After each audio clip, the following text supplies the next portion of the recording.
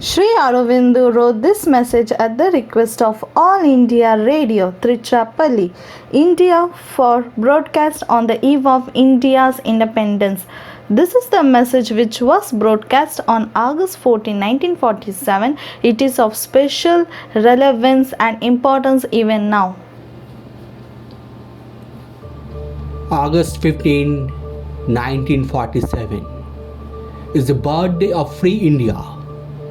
It marks for her the end of an old era, the beginning of a new age, but we can also make it by our life and acts as a free nation, an important date in a new age opening for the whole world, for the political, social, cultural, and spiritual future of humanity. August 15 is my own birthday, and it's naturally gratifying to me that it should have assumed the vast significance. I take this coincidence not as a fortuitous accident but as a sanction and seal of the divine force that guides my steps on the work with which I began life, the beginning of its full fruition. Indeed, of this day, I can watch almost all the world movements which I hope to see fulfilled in my lifetime. Though then they looked like impracticable dreams arriving at fruition or on their way to achievement. In all these movements, Free India may well play a large part and take a leading position. The first of these dreams was a revolutionary movement which would create a free and united India.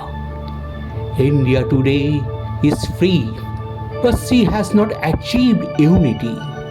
At one moment, it almost seemed as if in the very act of liberation, she would fall back in the chaos of separate states which preceded the British conquest. But fortunately, it now seems probable that this danger will be averted and a large and powerful, though not yet a complete union, will be established. Also, the wisely drastic policy of the Constituent Assembly has made it probable that the problem of the depressed classes will be solved without schism or fissure. But the old communal division in Hindus and Muslims seems now to have hardened into a permanent political division of the country. It is to be hoped that the settled fact will not be accepted as settled forever or as anything more than a temporary epidemic. For if it lasts, India may be seriously weakened, even crippled, civil strife may remain always possible even a new invasion and foreign conquest. India's internal development and prosperity may be impeded. Her position among the nations weakened, her destiny impaired or even frustrated. This must not be. The petition must go. Let us hope that may come about naturally by an increasing recognition of the necessity not only of peace and concord but of common action. By the practice of common action and the creation of means for that purpose, in this way unity may finally come about under whatever form. The exact form may have a pragmatic but not a fundamental importance. But by whatever means, in whatever way, the division must go. Unity must and will be achieved, for it is necessary for the greatness of India's future. Another dream was for the resurgence and liberation of the peoples of Asia and return to her great role in the progress of human civilization. Asia has arisen, large parts are now quite free or are at this moment being liberated. Its other still subject or partly subject parts are moving through whatever struggles towards freedom. Only a little has to be done, and that will be done today or tomorrow. Dear India has her part to play and has begun to play it with an energy and ability which already indicate the measure of her possibilities and the place she can take in the council of the nations. The third dream was the world union forming the outer basis of a fairer, brighter and nobler life for all mankind. That unification of the human world is underway. There is an imperfect imitation organized but struggling against tremendous difficulties. But the moment is there and it must inevitably increase and conquer. Here too India has begun to play a prominent part, and if she can develop that larger statesmanship which is not limited by the present facts and immediate possibilities but looks into the future and brings it nearer, her presence may make all the difference between a slow and timid and a bold and swift development. A catastrophe may intervene and interrupt or destroy what is being done, but even then the final result is sure. For unification is a necessity of nature and inevitable movement. Its necessity for the nations is also clear, for without it, the freedom of the small nations may be at any moment in peril and the life even of the large and powerful nations insecure.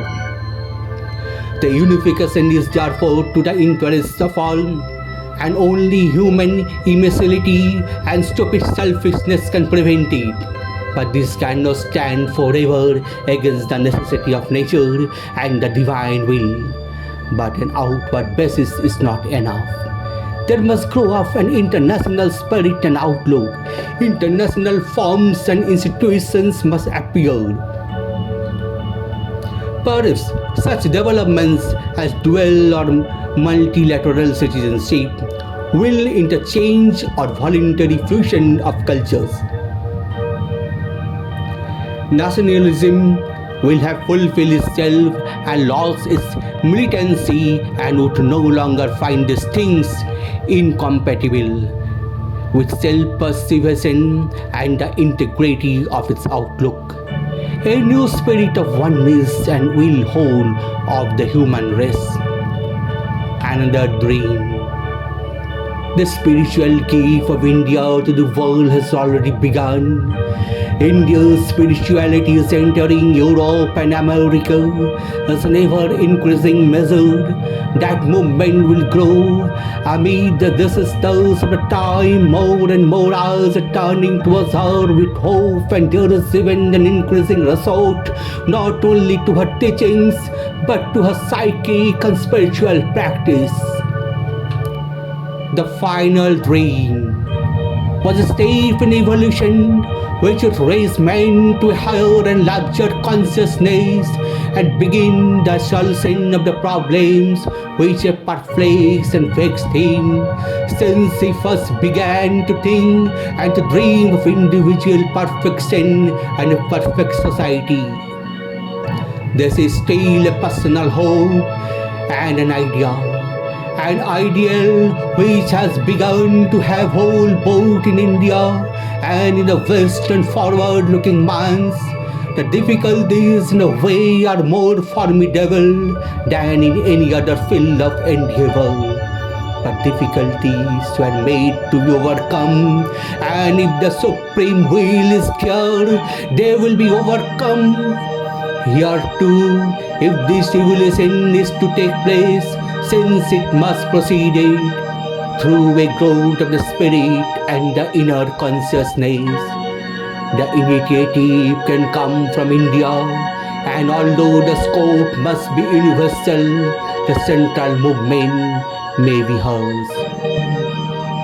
Such is the content which I put into this date of India's liberation.